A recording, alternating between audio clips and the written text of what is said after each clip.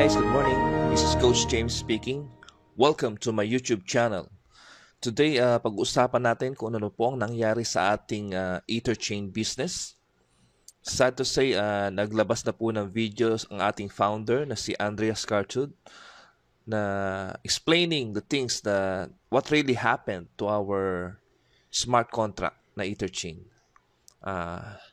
Pinaka-recap, it's not the code, it's not the mismong smart contract ang nagkaproblema. Ang naging problema is yung ating gas fee sa Ethereum blockchain.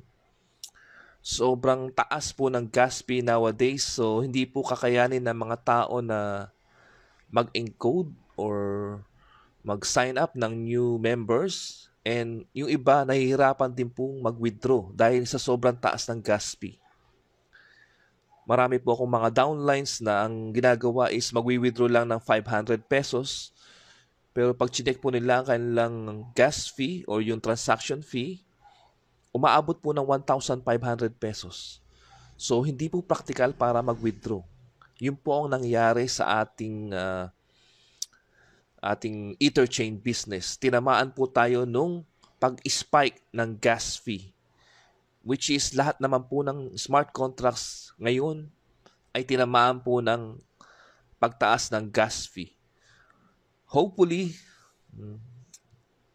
in the future, yun talagang right term kasi nakikita natin sa internet, if we could search sa Google, tinatrabaho na po ng mga developers ng Ethereum yung ating blockchain o yung gagawin nilang Ethereum 2.0. Hopefully, pag nangyari po yon, ang sabi nila, earliest possible date is November 2020.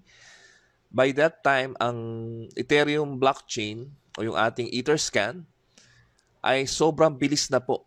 Kasing bilis ng pag-transfer ng wallet to wallet katulad ng sa Tron blockchain. As in seconds lang po. Ganun po kabilis. And then, yung ating gas fee, sobrang baba na po by that time. So, while waiting for that time to happen or yung ating Ethereum 2.0, sad to say, magko-close po muna ang ating Etherchain. Yun po ang in-explain ni Andreas sa kanyang video na maya-maya rin po ipapakita ko yung pinaka-recap at kung paano ang gagawin. Dahil unang-una, as one of the core leaders, isa kami sa mga nag-suggest na i-stop muna yung enrollment function dun sa ating Etherchain back office. Kasi bakit? Para po yung mga bagong members, hindi po sila mag-suffer. Kasi na mangyayari, pag late kang dumating, ikaw yung magbabayad dun para sa taas, di po ba? Yung i-deposit mo, magagamit yun para ibayad doon sa mga nauna. So, ayaw po namin mangyari yun. And napakalaki po ng puso ng ating founder na si Andreas. Ang pinaka-final pong decision is lahat po ng nag-deposit sa Etherchain Community Fund, yung hindi pa po nakakakuha o nakaka-withdraw ng 100% ng kanilang dineposit, i-reimburse po ni Andreas. Ganun po kabait ang ating founder. Kasi po kung sa ibang opportunity yan, wala po kayong mare-refund. Malamang sunog na sunog po kayo ngayon po. So as of today is September 21, Monday, 11:35 in the morning o ng tanghali. Beginning yesterday, medyo na uutal ako kasi mahirap tanggapin yung nangyari, pero sabi nga ni Andreas, we will grow stronger with this one, sabi nga niya sa akin. So, lahat ng aking mga downlines worldwide sa Germany, India, Pakistan, Vietnam, Korea, and Philippines, in-advise ko na po sila through the GC na mag-withdraw na kanilang mga earnings. As much as possible, ma-withdraw po nila yung kanilang unwithdrawn income doon sa back office. And kung ano po yung matira at hindi pa sila umabot sa 100% na kanilang dineposit, i-refund po lahat yon ni Andreas. So ngayon po ang ginawa ko is Nag-withdraw lang po ako ng nag-withdraw. Kasi I just made a redeposit the other day. So, hanapin ko lang yung aking proof na nagre-deposit ako. I-attach ko maya-maya dito sa video. So, ayan po yung aking proof na nagre-deposit po ako nung the other day. So, 10 Ethereum po yung aking dineposit. So, ang aking possible income, yung 310% is 31 Ethereum. So, since yesterday, nag-withdraw na po ako several times. I think almost 7 times ako nag-withdraw for for September 2020. So, ngayon, I've come up na halos mapuno ko na po yung 31 Ethereum na aking limit. So, pakita ko lang po ang aking I'm Token wallet. Ayan po. So, as of today, ayan po, meron akong balance na 373,269.89. So, out of which, ang aking Ethereum na na-withdraw na as of yesterday is 18.7638. So, bali, yung actually 28 na yan, yung 10 ETH, in-encash ko na through coins.ph. Ayan. So, ang total ng ating 18.7635 na Ethereum as of today, ang price niya is 341,901.91. So, tingnan po natin yung ating browser para makarating tayo sa ating Etherchain back office. Ayan po. As you can see, ayan, talagang grabe. Sobrang baba na po ng ating community fund. $270,566 na lang po. So, ito po, na-disable na po yung function na yan. Ang ating smart contract info, ayan po, kita-kita na lang po. Ang ating smart contract balance, ayan, 724 ETH na lang po. So, talagang hopeless case na po yan. Talagang, ang inintay na lang po talaga natin is mag-launch tayo uli ng Etherchain 2.0 once naayos na po yung ating Ethereum blockchain. So, worldwide po, lahat ng smart contracts na apektuhan ng gas fee. So, ito lang po yung aking personal statistic. So, next income countdown, hindi ko na pinapansin niya kasi hindi na ako mag-withdraw mamaya.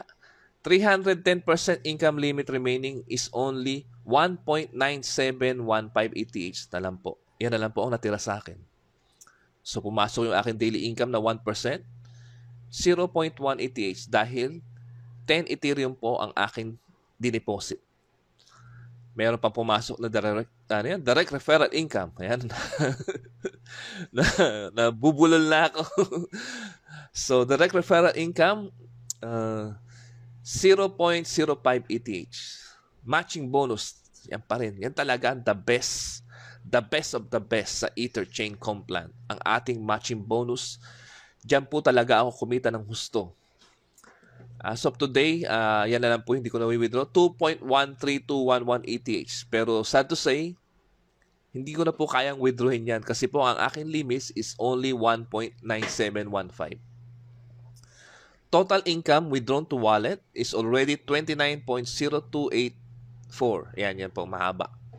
So, I almost reached my 310% income limit. So, ngayon, merong unwithdrawn income, 2.2821. Hindi ko na mawi-withdraw lahat yan. Ang mawi-withdraw ko lang is 1.9715. So, click na natin yung withdraw. Baka maubos pa yung funds. So, as usual, I always choose the fastest para mabilis yung confirmation ng aking transaction. So, confirm. Ayan po. Wait lang po tayo ng few seconds. Magsisiro na po to. Ay, hindi pala magsisiro. May matitira dyan balance sa unwithdrawn income. Ang magsisiro is yung aking 310% income limit. Ayan po. Nag-zero na po siya.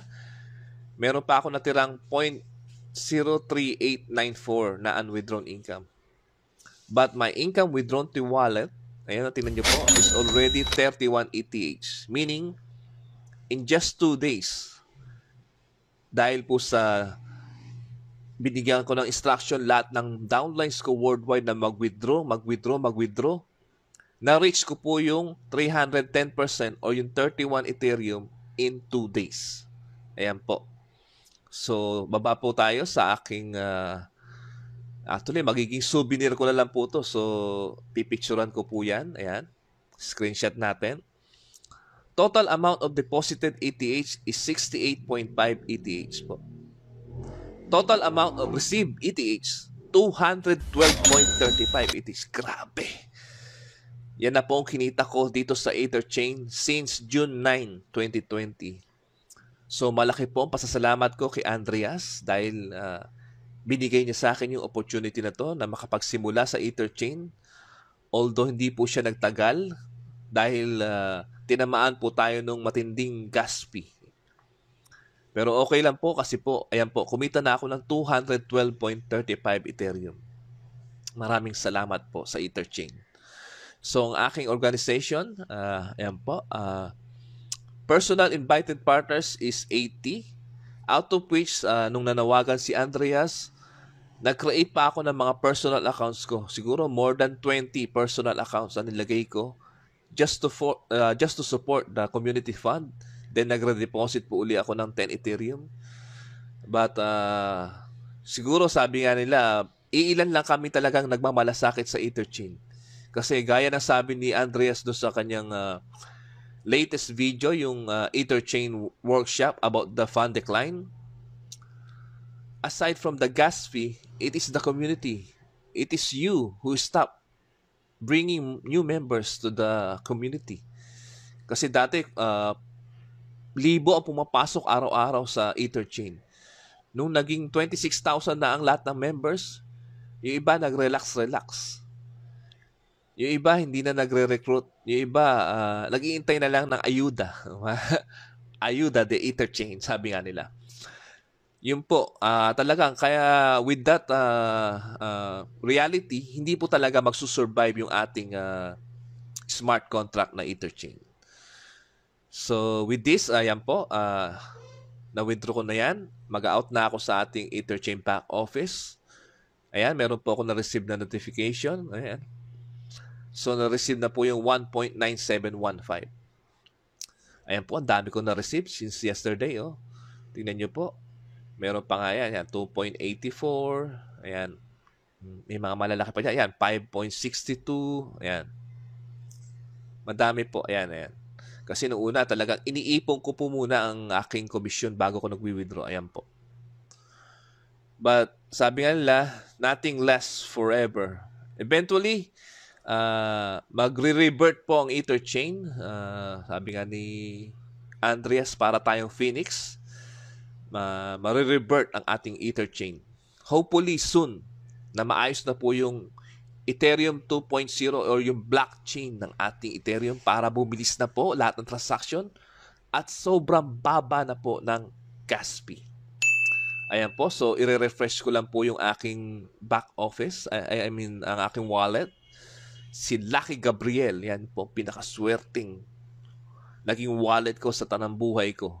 Ang Lucky Gabriel, yan po. So total po is 408,755.29 centavos po. So yan po, nakita sa akin na ETH is 20.7224. Diyan po yun sa isang account ko. So, i-move ko lang ng konti itong aking video. Ayan po yung mga ibang accounts ko. Mamaya po, withdrawhan ko lahat yan. Yan lang po yun sa ating I'm Token wallet.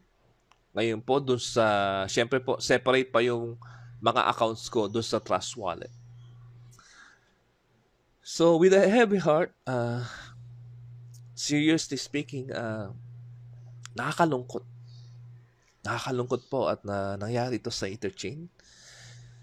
Pero sobrang bait pa rin ang ating founder na isi-shoulder niya lahat para ma-reimburse lahat ng membro worldwide. Wala pong malulugi. Wala magsasalita na, oh, nalugi ako, natalo ako dyan sa Etherchain. Wala pong mangyayaring ganun. Dahil sabi nga ni Andreas, no one will be left behind. Ito po ay, ang Etherchain po ay isang community. Sama-sama po tayo. And tulungan po tayo. Yun po ang kagandahan at nakilala natin ang ating founder na si Andreas. Maraming salamat po sa mga nagtiwala, sa mga members ng Etherchain Eagles. And ang good news is lahat tayo ay magpo-focus na ngayon sa Tron Chain. Bali sa Tron Chain Eagles na po tayo magpo-focus while waiting dun na maayos yung gas fee issue sa Ethereum blockchain. Again,